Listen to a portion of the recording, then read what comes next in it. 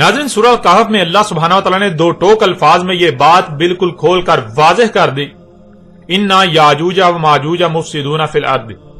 اس میں کچھ شک نہیں، یاجوج تھے اور ماجوج تھے جو زمین میں فساد کر رہے تھے۔ اس میں کچھ شک نہیں، یاجوج ہیں اور ماجوج ہیں جو اس وقت زمین میں فساد کر رہے ہیں۔ یعنی یاجوج اور ماجوج وہ ہیں جو زمین میں فساد کر رہے ہیں، زمین کی مخلوقات کو ان کے مقامات سے ہٹا رہے ہیں، زمین میں تبدیلیاں کر رہے ہیں، زمین کی مخلوقات کو ان کے مقامات سے بدل رہے ہیں، ان میں تبدیلیاں کر رہے ہیں، ان میں چھیڑ چھاڑ کر رہے ہیں، ان میں پنگے لے رہے ہیں۔ ہم نے گزشتہ ایک ساتھ میں یہ بات بھی واضح کر دی تھی کہ یاجوج اور ماجوج کوئی دیومالائی تصوراتی کہانیوں کے کرداروں کا نام نہیں، بلکہ اللہ سبحانہ وتعالی نے دو ٹوک الفاظ میں بالکل واضح کر دیا کہ یاجوج اور ماجوج وہ ہیں جو زمین میں فساد کرتے ہیں۔ اللہ سبحانہ وتعالی نے اس قرآن میں کئی مقامات پر یہ بھی واضح کر دیا کہ اللہ نے اس قرآن میں نہ صرف ہر اس شے کا ذکر کیا جو اس قرآن کے نزول سے لے کر الساعۃ کے قیام تک وقوع پذیر ہونا تھا، بلکہ ایک سے زائد مقامات پر اس کا ہر پہلو سے ذکر کیا۔ یعنی اگر کسی بھی شے کا ذکر کیا تو نہ ہی اس کا ایک ہی مقام پر ذکر کیا اور نہ ہی ایک ہی پہلو سے، بلکہ ایک سے زائد مقامات پر ہر پہلو سے بات کی، جیسا کہ آپ ان دو آیات کو اپنی سکرین پر دیکھ رہے ہیں۔ سورہ الاسراء کی آیت نمبر 99 میں اللہ سبحانہ تعالیٰ کا کہنا ہے وَلَقَدْ صَرَّفْنَا لِلنَّاسِ فِي هَذَا الْقُرْآنِ مِنْ كُلِّ مَثَلٍ فَأَبَىٰ أَكْثَرُ النَّاسِ إِلَّا كُفُورًا۔ اور تحقیق کے یعنی تم اپنی طرف سے پوری تحقیق کر لو، اپنے گھوڑے دوڑا لو، جو کہا جا رہا ہے وہی تمہارے سامنے آئے گا، وہی حق ہے۔ ہم ہر پہلو سے، ہر لحاظ سے پھیر پھیر کر سامنے لے آئے، بیان کر دیا انسانوں کے لیے اس قرآن میں تمام کی تمام مسئلوں سے۔ پس انکار کر دیا انسانوں کی اکثریت نے، مگر اس لیے کہ جو کچھ بھی انہیں عطا کیا گیا وہ اس مقصد کے لیے استعمال ہی نہیں کرنا چاہتے جس مقصد کے لیے انہیں عطا کیا گیا۔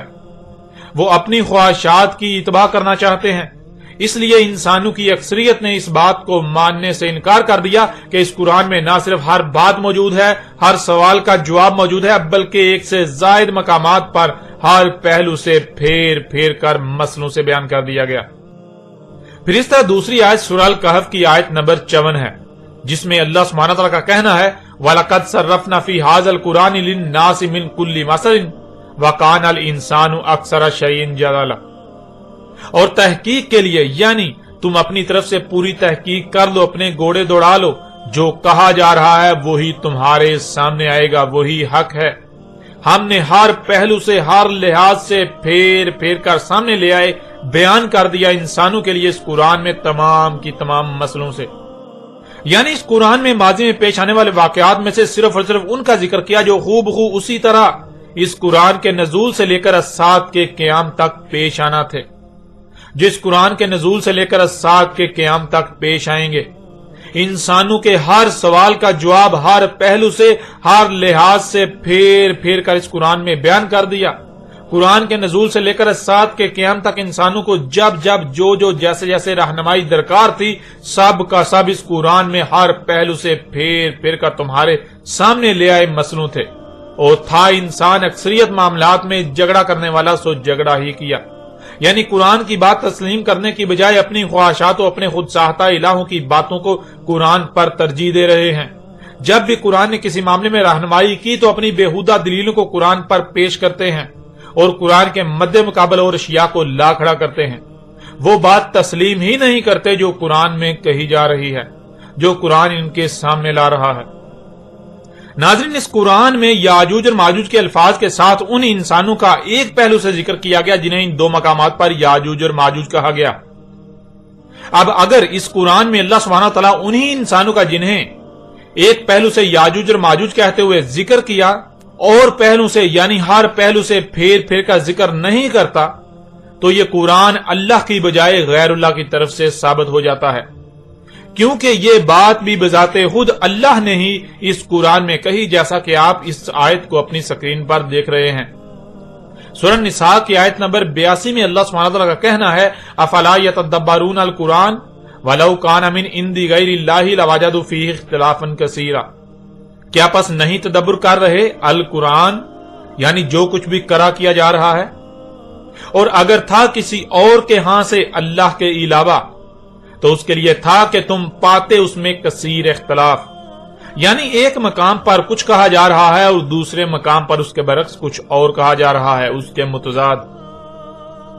اب اگر ایک طرف اللہ یہ کہتا ہے کہ اللہ نے اس قرآن میں نہ صرف اس کے نزول سے لے کر سات کے قیام تک جو کچھ بھی ہونا تھا سب کا سب بیان کر دیا، بلکہ اس کو ہر پہلو سے پھیر پھیر کر بیان کیا، مسلوں سے بیان کیا، تو پھر یہ کیسے ممکن ہے کہ قرآن میں صرف دو مقامات پر ایک ہی پہلو سے یاجوج اور ماجوج کا ذکر کیا گیا؟ اگر یاجوج اور ماجوج کا ان دو مقامات کے علاوہ اور مقامات پر ہر پہلو سے ذکر نہیں کیا گیا تو پھر قرآن میں اختلاف ثابت ہو کر یہ غیر اللہ کے ہاں سے ثابت ہو جاتا ہے، جو کہ ناممکن ہے۔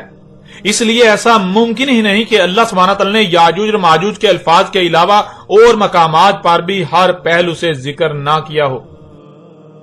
اور ناظرین، گزشتہ ایک ساتھ میں ہم نے یاجوج اور ماجوج کا ہی مزید کچھ پہلو سے ذکر کیا اور بالکل کھول کھول کر واضح کر دیا کہ نہ صرف یاجوج اور ماجوج کھل چکے بلکہ انہوں نے جو کرنا تھا وہ بھی کر چکے۔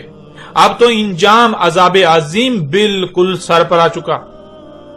اور گزشتہ قسط کے آخر میں کہا تھا کہ آئندہ مزید ایسی آیات سے حق کھول کھول کر واضح کریں گے۔ اب اس سے پہلے کہ ہم مزید ان آیات کو بیان کریں، ان پر بات کریں، ہم اس قرآن میں جن دو مقامات پر یاجوج اور ماجوج کے الفاظ کے ساتھ ذکر کیا گیا ان دونوں مقامات کو بالکل کھول کھول کر آپ پر واضح کرتے ہیں، تاکہ نہ صرف یاجوج اور ماجوج کے حوالے سے ہر لحاظ سے کھل کر رہنمائی ہو جائے کہ کسی کے پاس کل کو کوئی عذر نہ رہے، ہر کسی پر حجت ہو جائے، بلکہ آج تک جو ان دونوں مقامات کو بنیاد بنا کر جس دجل و فریب سے کام لیا گیا، انسانیت کے رہنماؤں کا لبادہ اڑ کر ملاؤں نے جو عظیم دھوکے دیے انہیں بھی چاک کر کے حق آپ پر بالکل کھول کر واضح کر دیں۔ ذوالقرنین یعنی اللہ کا وہ غلام، اللہ کا وہ عبد جسے زمین کے دونوں قرن حاصل ہوئے، مغرب و مشرق تک کا اقتدار و اختیار دیا گیا، اور پیچھے آپ پر یہ واضح کر دیا گیا گزشتہ ایک ساتھ میں کہ وہ داؤد کے بیٹے سلیمان علیہ السلام تھے۔ داؤد کے بیٹے سلیمان علیہ السلام کو جس مقصد کے لیے القرنین دیے گئے یعنی زمین کے مغرب و مشرق تک کا اقتدار و اختیار دیا گیا تو انہوں نے اس مقصد کو پورا کیا۔ سلیمان علیہ السلام نے کفر کی بجائے شکر کیا، یعنی سلیمان علیہ السلام کو جو کچھ بھی جس مقصد کے لیے عطا کیا سلیمان نے سب کا سب اسی مقصد کے لیے استعمال کیا جس مقصد کے لیے انہیں دیا گیا، انہوں نے اس مقصد کو پورا کر دیا۔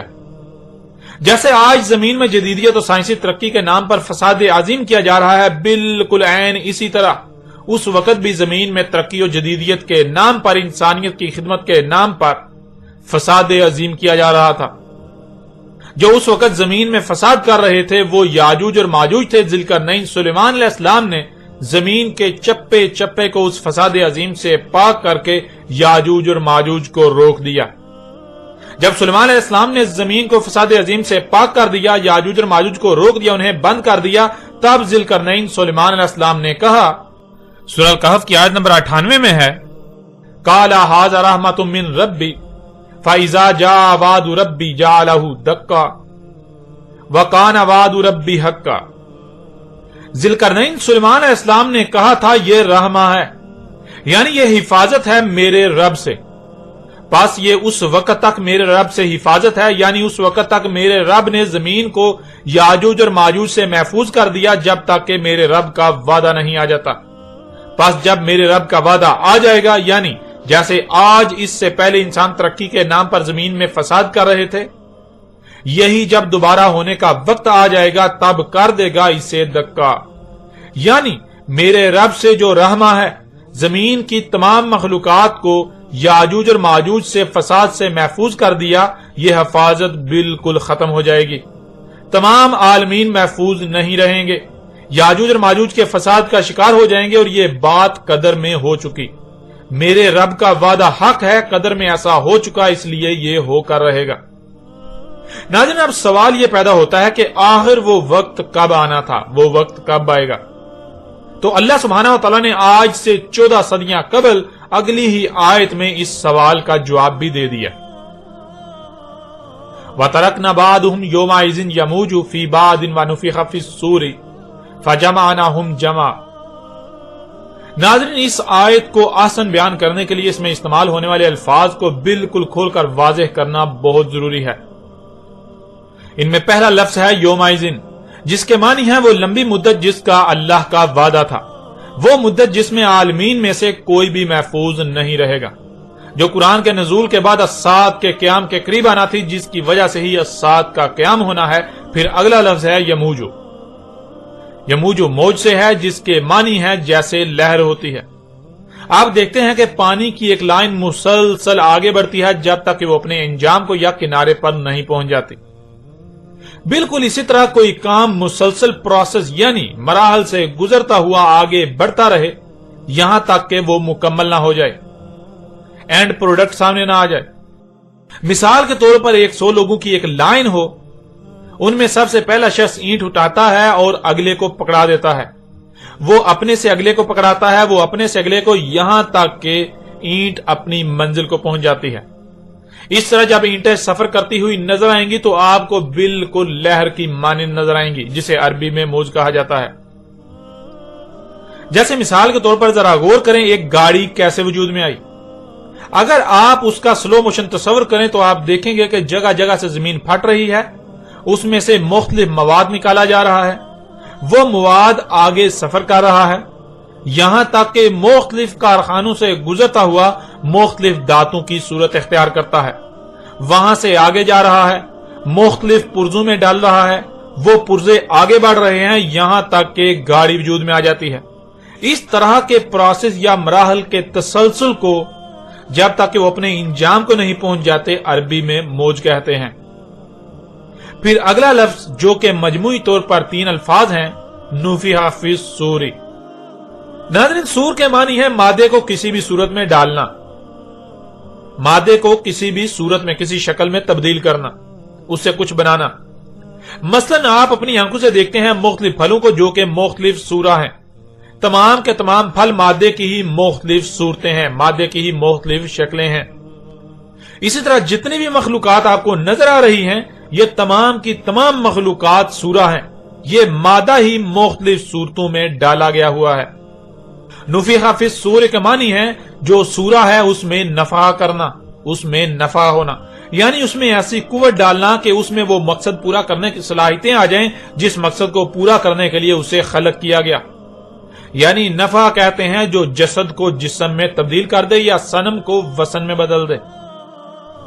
جسد 2 الفاظ کا مجموعہ ہے، جس اور صد۔ جس کے معنی مادی وجود کے ہیں اور صد کے معنی رکاوٹ کے ہیں۔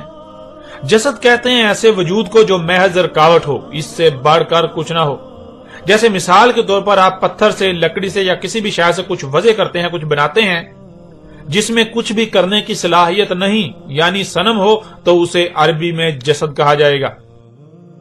اور جسم بھی 2 الفاظ کا مجموعہ ہے، جس اور اسم۔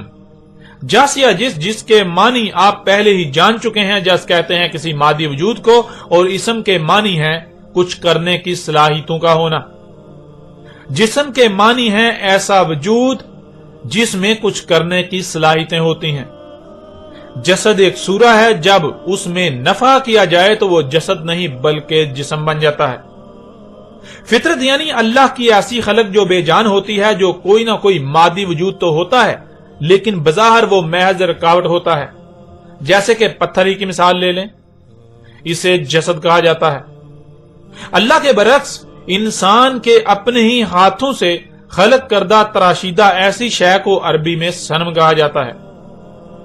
اسی طرح اللہ کی خلق کردہ ایسی شے یعنی فطرت جن اشیاء کو وجود میں لاتی ہے جن میں کچھ کرنے کی صلاحیتیں ہوتی ہیں، جیسے کہ حرکت کرنا، دیکھنا، سننا، اس پر عمل کرنا، یعنی کچھ کرنا وغیرہ، انہیں عربی میں جسم کہا جاتا ہے۔ اور اللہ کے برعکس انسان کی خلق کردہ ایسی اشیاء جن میں کچھ کرنے کی صلاحیتیں ہوتی ہیں، یعنی انسان کے اپنے ہی ہاتھوں سے وضع کردہ ایسی مخلوقات جن میں کچھ کرنے کی صلاحیتیں ہوتی ہیں، جیسے کہ آج طرح طرح کی مشینیں وغیرہ ہیں، انہیں عربی میں جسم نہیں بلکہ وسن اور اس کی جمع اوسان کہا جاتا ہے۔ ناظرین، نفخ فی الصور یہ ہے کہ ایک وقت تھا جب انسان اپنے ہی ہاتھوں سے صورتیں خلق کرتے تھے، یعنی پتھروں سے صنم وغیرہ تراشتے تھے، لکڑی سے صنم وغیرہ تراشتے، لوہے، لکڑی اور مٹی وغیرہ سے مختلف صورتیں خلق کرتے۔ جن کا مقصد اپنی حاجات کو پورا کرنا ہوتا، جن میں اصنام یعنی بت اور باقی ضرورت کی اشیاء ہوتی، لیکن ان میں نفع کرنے کی صلاحیت انسان میں نہیں تھی۔ یعنی انسان میں ایسی صلاحیتیں نہیں تھی کہ وہ اپنے ہی ہاتھوں سے خلق کردہ صورتوں میں جان ڈال سکے، انہیں اس قابل بنا سکے کہ ان میں نفع و نقصان پہنچانے کی صلاحیتیں آ جائیں، وہ نفع و نقصان پہنچانے کی اہل ہو جائیں۔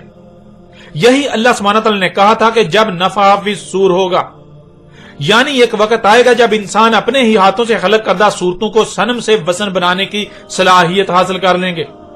یہ جو سورہ بھی خلق کریں گے اس میں جان ڈالیں، یعنی اس میں کرنے کی صلاحیتیں ڈال دیں گے، ان میں نفع و نقصان پہنچانے کی صلاحیتیں ڈال دیں گے۔ پھر اگلا لفظ ہے جمع۔ ناظرین، جمع کے معنی جو آج تک کیے جاتے ہیں، جو آج تک بتلایا گیا یا جو مراد لیا جاتا ہے، وہ ہے اکٹھا کیا جانا، جو کہ بالکل غلط معنی ہے، بالکل غلط ہے۔ اکٹھا کرنے کو عربی میں جمع نہیں بلکہ حشر کہتے ہیں۔ جمع کے معنی واضح کرنے کے لیے ایک مثال آپ کے سامنے رکھتے ہیں۔ مثلا آپ کے سامنے مشین کے تمام پرزے ایک ڈھیر کی صورت میں یا پھر بکھرے پڑے ہیں، ان پرزوں کو ترتیب میں لانا، یعنی ایک کے بعد دوسرے پرزے کو جوڑتے جانا یہاں تک کہ مشین بن جائے، اسے عربی میں جمع کہتے ہیں۔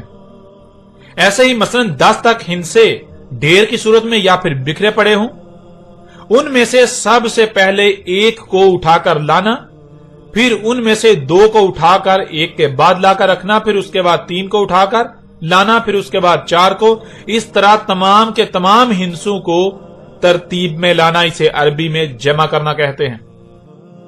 یعنی ایک کے بعد دوسری شے کا جڑتے جانا یا جوڑتے جانا، اسے عربی میں جمع کرنا کہتے ہیں، اور اردو میں جوڑنے کو کہتے ہیں۔ جیسے آپ کسی کو کہتے ہیں 100 میں 10 جوڑو تو کتنے بنیں گے، تو سامنے والا جواب دے گا کہ 110۔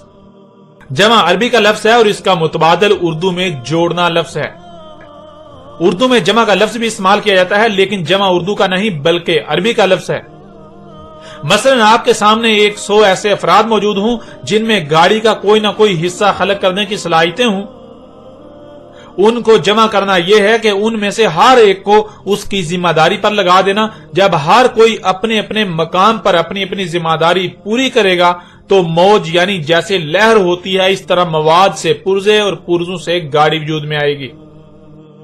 اللہ سبحانہ وتعالی نے آج سے 14 صدیاں قبل کہا تھا وَتَرَكْنَا بَعْضُهُمْ يَوْمَئِذٍ يَمُوجُ فِي بَعْضٍ وَنُفِخَ فِي الصُّورِ فَجَمَعْنَاهُمْ جَمْعًا۔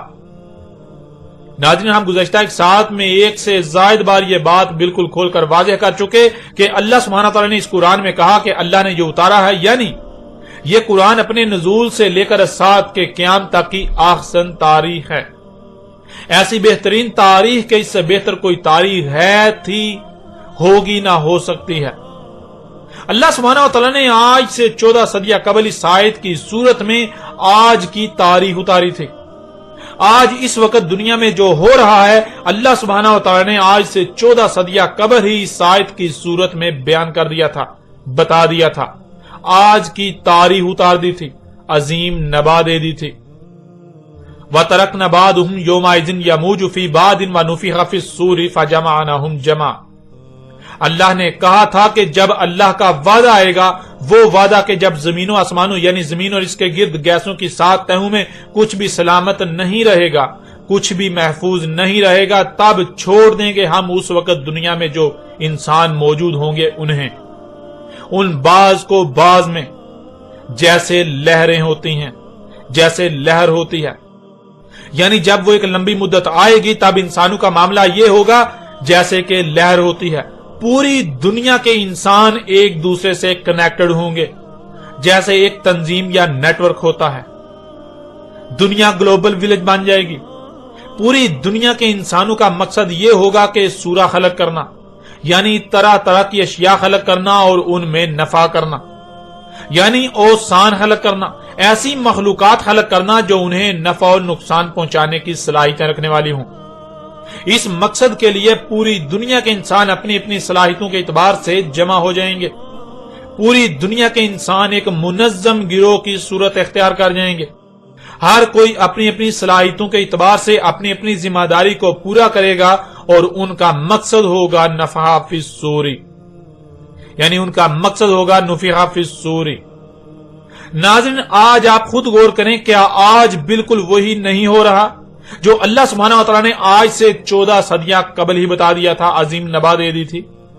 کیا آج انسان صورتیں خلق کر کے ان میں نفع نہیں کر رہے؟ ایک وقت تھا جب انسان اپنے ہی ہاتھوں سے اپنی حاجات کو پورا کرنے کے لیے مختلف اشیاء خلق کرتے تھے، ان میں سے کچھ اشیاء سے تو اپنی ضروریات کو پورا کرتے تھے، اور جہاں وہ خود کو اللہ کا محتاج سمجھتے تو اس مقصد کے لیے بھی وہ اپنے ہی ہاتھوں سے صورتیں خلق کرتے اور ان کے سامنے گڑ گڑاتے، ان سے اپنی حاجات کے لیے مناجات کرتے جو کہ اصنام یعنی بت تھے۔ لیکن وقت کے ساتھ ساتھ انسان کو نفخ فی الصور کی صلاحیتیں بھی حاصل ہو گئیں۔ نہ صرف انسان سورہ خلق کرتا ہے بلکہ ان میں نفع بھی کر رہا ہے۔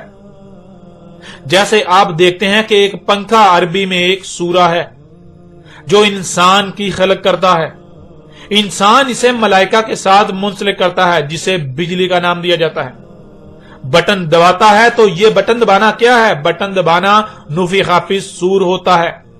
وہ جو سور ہے یعنی جو سورہ ہے پنکھا، اس میں نفخ کرتا ہے، اس میں جان ڈالتا ہے، یعنی سورہ میں جان آ جاتی ہے، وہ سورہ انسان کو نفع و نقصان پہنچانا شروع کر دیتی ہے۔ ناظرین اسی طرح آپ کسی بھی مشین کی مثال لے سکتے ہیں۔ پہلے انسان کوئی بھی ایک مشین جو کہ ایک سورہ ہے وہ خلق کرتا ہے، پھر جب اسے آن کرتا ہے یعنی اس میں نفع کرتا ہے تو مشین انسان کو نفع و نقصان پہنچانا شروع کر دیتی ہے، مخلوقات کو صبر کرنا شروع کر دیتی ہے، یعنی وہ آگے مزید سورہ خلق کرنا شروع کر دیتی ہے۔ ناظرین یہ جان لیں کہ اس کے برعکس آج تک نفخ فی الصور کے جو معنی کیے جاتے رہے ان کا حقیقت کے ساتھ دور دور تک کوئی تعلق نہیں ہے، وہ محض دیو مالائی قصے و کہانیاں ہیں جو ملاؤں کی خود ساختہ گڑی ہوئی ہیں، جنہیں یہ لوگ آج تک اللہ سے منسوب کرتے رہے کہ اسرافیل ایک فرشتہ ہے، وہ اپنے منہ میں سور لے کر اس انتظار میں کھڑا ہے کہ اسے کب اجازت دی جائے کہ وہ اس میں پھونک مارے، اور سور ایک سینگ کا خول ہے جس میں سورا ہے، جب اس میں پھونک مارے گا تو جیسے باجا بجایا جاتا ہے یا باجا بجتا ہے ایسے ہی آواز آئے گی۔ نفخ فی الصور کیا ہے؟ اللہ سبحانہ و تعالیٰ نے اس قرآن میں بعض مقامات پر خود ہی اس کی وضاحت کر دی، اس کو بالکل کھول کر واضح کر دیا۔ سب سے پہلے تو سور کیا ہے اسے جان لیں کہ اس بارے میں اللہ سبحانہ و تعالیٰ کیا کہتا ہے۔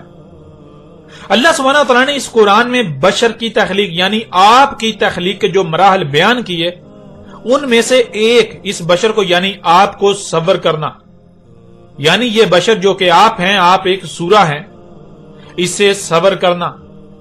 جب صبر یعنی سورہ مکمل ہو جاتی ہے اس کے بعد اللہ اس میں نفخ کرتا ہے، جیسے کہ آپ آیات کو اپنی سکرین پر دیکھ رہے ہیں۔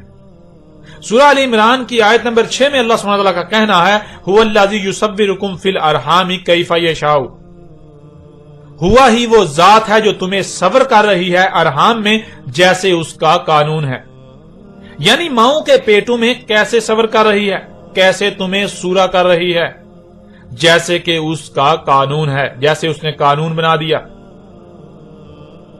اس آیت میں اللہ سبحانہ وتعالی نے یہ بات واضح کر دی کہ تمہیں ارحام میں صبر کیا جاتا ہے، یعنی تم بشر جو کہ ایک سورہ ہو، جیسے باقی مخلوقات سورہ ہیں، تمہیں صبر کیا جاتا ہے ارحام میں۔ اور پھر سورہ سجدہ کی آیت نمبر 9 میں اللہ سبحانہ وتعالی نے کیا کہا وہ بھی اس وقت آپ اپنی سکرین پر دیکھ رہے ہیں۔ سورہ سجدہ کی آیت نمبر 9 میں اللہ سبحانہ وتعالی نے کہا ثم سواہ ونفخ فیہ من روحہ وجعل لکم السمع والابصار والافئدہ قلیلا ما تشکرون، پھر اسے صبر کرنا مکمل کیا اور نفع کیا اس میں اپنی روح سے، اور کر دیا تمہارے لیے سننا اور دیکھنا، اور جو سنتے اور دیکھتے ہو اسے سمجھنا، اور انتہائی کم ہیں جو اس مقصد کے لیے دیکھنے سننے اور سمجھنے کی صلاحیتوں کا استعمال کر رہے ہیں جس مقصد کے لیے تمہیں یہ صلاحیتیں دیں۔ ناظرین قرآن میں ایسی اور بھی بہت سی آیات ہیں، لیکن یہ آیات بالکل واضح ہیں جن میں اللہ سبحانہ تعالیٰ نے کہا کہ تمہیں ماؤں کے پیٹوں میں صبر کیا جاتا ہے جیسے اس کا قانون ہے، اور جب صبر کرنا مکمل کر لیا جاتا ہے یعنی جب ماں کے پیٹ میں بشر جو کہ سورہ ہے اس کی تخلیق مکمل ہو جاتی ہے تب نفخ فیہ کیا جاتا ہے، یعنی تب اس میں نفع کیا جاتا ہے جس سے اس میں جان آ جاتی ہے۔ وہ سننے والا، دیکھنے والا، اور جو سنتا اور دیکھتا ہے وہ سمجھنے کی صلاحیت رکھنے والا ہو جاتا ہے، کچھ کرنے والا ہو جاتا ہے، نفع اور نقصان پہنچانے کی صلاحیتیں رکھنے والا بن جاتا ہے۔ اب ناظرین، آپ سے سوال ہے کہ آج کون نہیں جانتا کہ ماں کے پیٹ میں بچڑے کی تخلیق کیسے ہوتی ہے اور اس میں نفع کرنا کیا ہے؟ پہلے 4 مہینے میں ماں کے پیٹ میں بشر صبر کیا جاتا ہے اور 4 مہینے میں بچہ بالکل مکمل ہو جاتا ہے، لیکن اس میں کوئی جان نہیں ہوتی، وہ جسد ہوتا ہے۔ 4 ماہ کے بعد اس میں جب نفع کیا جاتا ہے تو وہ جسد سے جسم میں تبدیل ہو جاتا ہے، اس میں جان آ جاتی ہے۔ نفخ فی الصور کو سمجھنے کے لیے اس سے بہتر رہنمائی ہو ہی نہیں سکتی اور نہ ہی کوئی اس کا رد کر سکتا ہے۔ ماں کے پیٹ میں 4 مہینے تک بچہ مکمل ہو جاتا ہے اور جب اس میں نفع کیا جاتا ہے تو 4 مہینے کے بعد اس کے اندر سننے کی، دیکھنے کی، جو وہ سنتا اور دیکھتا ہے اس کو سمجھنے کی صلاحیتیں جو ہیں وہ ڈیولپ ہوتی ہیں، وہ خلق ہوتی ہیں، وہ آتی ہیں۔ کیسے؟ نفع کرنے سے۔ یہ ہے نفع کرنا۔ ناظرین، جیسے 4 مہینے تک ماں کے پیٹ میں بچہ بغیر نفع کے ہوتا ہے تو وہ جسد ہوتا ہے۔ جسد یعنی وہ مادے کی ایک صورت میں ڈالی گئی محض ایک رکاوٹ ہوتی ہے، جہاں رکھ دے وہاں سے ہلائے بغیر ہل نہیں سکتی۔ اللہ کی بغیر نفخ فی الصور سورہ جسد کہلاتی ہے، اور اللہ کے برعکس انسان کی خلق کردہ بغیر نفخ فی الصور سورہ جسد نہیں بلکہ صنم کہلاتی ہے۔ اور اللہ کی سورہ میں جب اللہ نفخ کرتا ہے یا نفخ کرتا ہے، یعنی جب اللہ نفخ فی الصور کرتا ہے تو وہ جسد سے جسم بن جاتی ہے، اور اللہ کے برعکس انسان جب نفخ فی الصور کرتا ہے تو وہ جسم نہیں بلکہ صنم سے وثن بن جاتی ہے۔ ایک وقت تھا جب انسان سورہ تو خلق کرتے تھے لیکن اس میں نفخہ نہیں کر سکتے تھے۔ اللہ نے کہا تھا کہ اللہ کا وہ وعدہ جب آئے گا تب انسان نفخ فی الصور کریں گے، یعنی جو بھی خلق کریں گے ان میں نفخہ بھی کریں گے، اوسان خلق کریں گے۔ انسانوں کے اپنے ہی ہاتھوں سے خلق کردہ مخلوقات انہیں نفع اور نقصان پہنچائیں گی، ان کے سائیڈ ایفیکٹس ہوں گے۔ ان کے سائیڈ ایفیکٹ سے زمین و آسمانوں یعنی زمین اور اس کے گرد گیسوں کی 7 تہوں میں کچھ بھی محفوظ نہیں رہے گا، سب کچھ درہم برہم ہو جائے گا، فساد عظیم ہو جائے گا۔ اور ناظرین، آج آپ اسی وقت میں موجود ہیں، آج آپ یہ سب اپنی آنکھوں سے ہوتا ہوا دیکھ رہے ہیں۔ نہ صرف آج آپ یہ سب اپنی آنکھوں سے ہوتا ہوا دیکھ رہے ہیں بلکہ آج آپ خود بھی یہی سب کر رہے ہیں۔ یہ جو ہو رہا ہے اس کے بارے میں اللہ سبحانہ تعالیٰ نے مزید آگے کیا کہا اس پر بھی بات کرتے ہیں۔ اگلی آیت میں اللہ سبحانہ تعالیٰ نے کہا وَأَرَدْنَا جَهَنَّمَ يَوْمَئِذٍ لِلْكَافِرِينَ عَرْضًا وَأَرَدْنَا جَهَنَّمَ يَوْمَئِذٍ۔ آج سے 14 صدیاں قبل اللہ نے کہا تھا کہ جب وہ مدت آئے گی اور انسان نفخ فی الصور کر رہے ہوں گے تو وہ اصل میں کیا ہو رہا ہوگا؟ وہ جو ہو رہا ہوگا وہ جہنم تھی جسے ہم سامنے لائیں گے، وہ جہنم سامنے لائی جا رہی ہوگی۔ آگے اس سوال کا جواب بھی ہے کہ کن کے لیے جہنم سامنے لائی جائے گی، کن کے لیے اس وقت جہنم جو ہے وہ سامنے لائی جا رہی ہے۔ للکافرین عرضا، کافرین کے لیے سامنے لائی گئی، کافرین کے لیے سامنے لائی جا رہی ہے، کافرین کے لیے سامنے لائی جائے گی، یعنی ان کے لیے جنہوں نے اس بات کو تسلیم ہی نہ کیا کہ زمین و آسمانوں میں جو کچھ بھی ہے یہ اللہ کی آیات ہیں۔ اللہ نے ان سب کے سب کو کسی نہ کسی مقصد کے لیے خلق کیا۔ جو نظر آ رہی ہیں صرف یہی نہیں ہیں، یہی کل کا کل نہیں ہے، بلکہ ان سے کئی گنا زیادہ تو ایسی ہیں جنہیں انسان سے چھپا دیا گیا، جو کہ غیب ہے۔ جو کچھ بھی ظاہر ہے اور جو کچھ بھی غیب ہے، سب کے سب کی تخلیق کا کوئی نہ کوئی مقصد ہے، اور جس مقصد کے لیے خلق کیا گیا اسے پورا کرنے کے لیے ہر ایک کو اس کے مقام پر قائم کر دیا گیا۔ یوں بہترین میزان وضع کر دیا۔ یہ میزان تب تک قائم رہے گا جب تک کہ تمام کی تمام مخلوقات اپنے اپنے مقام پر رہتے ہوئے اپنی اپنی ذمہ داری کو پورا کریں گی، ورنہ اگر ان میں رائی برابر بھی تبدیلی کی گئی، کسی ایک مخلوق نے بھی اپنی ذمہ داری سے کمی کجی یا کوتاہی کی، لاپرواہی کی، کوئی ایک مخلوق بھی اپنے مقام سے ہٹ گئی، اسے ہٹایا گیا تو میزان میں خسارہ ہو جائے گا، فساد ہو جائے گا، جس کا نتیجہ یہ نکلے گا کہ زمین و آسمانوں میں سب کچھ درہم برہم ہو جائے گا۔ یہ زمین جہنم بن جائے گی، جنہوں نے یہ ماننے سے انکار کر دیا اور الٹا یہی کیا تو ان کے لیے جہنم سامنے لا رکھی گئی۔ یہ ہے وہ جہنم، یہ تھی وہ جہنم جس کا تم سے وعدہ کیا گیا تھا۔ ناظرین ذرا غور کریں، جہنم کیا ہے اور کیسے سامنے لائی جا رہی ہے؟ آپ کو اس زمین پر وجود دیا گیا، اس زمین کو دو مراحل میں تقسیم کیا گیا، دو مرحلوں میں۔ پہلا مرحلہ دنیا آج جس میں آپ موجود ہیں، آپ کو اس دنیا میں امتحان کی غرض سے محدود مدت کے لیے لایا گیا۔ یہ جو مدت آپ کو دی گئی، اس میں آپ جو کریں گے اسی کا بدلہ آپ کو دوسرے مرحلے میں ملے گا۔ دوسرا مرحلہ جسے قرآن میں آخرہ کہا گیا، آخرہ یعنی دوسرا وہ جو آخری مرحلہ ہے۔ کل کائنات میں زمین پہلا ایسا سیارہ ہے جو سب سے پہلے مکمل ہوئی۔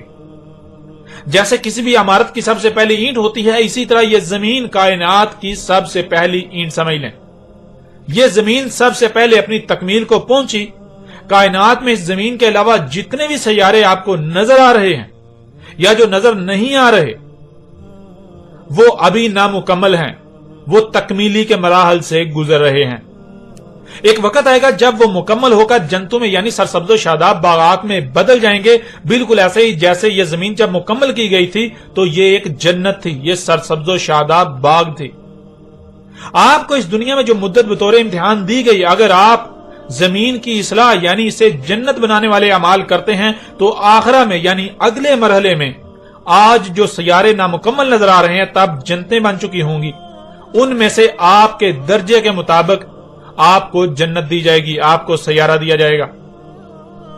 اور اگر جو کچھ بھی آپ کو عطا کیا گیا آپ اپنی خواہشات کی اتباع میں اس کا استعمال کرتے ہیں، اندھوں کی طرح زمین میں فساد کرتے ہیں، تو نتیجہ کیا نکلے گا اسے سمجھنا بھی اب کوئی مشکل نہیں رہا۔ اس کا انجام کیا ہے آج پوری دنیا اپنی آنکھوں سے دیکھ رہی ہے۔